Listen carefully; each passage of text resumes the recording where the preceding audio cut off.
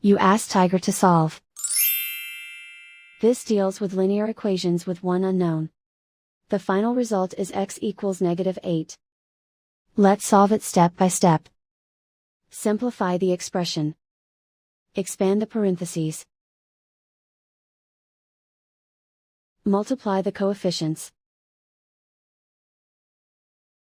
Simplify the arithmetic. Group like terms.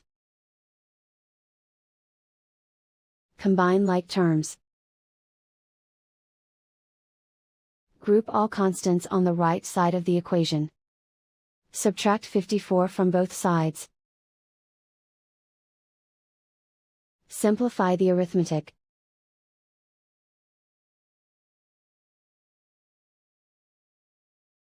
Isolate the x. Divide both sides by -95.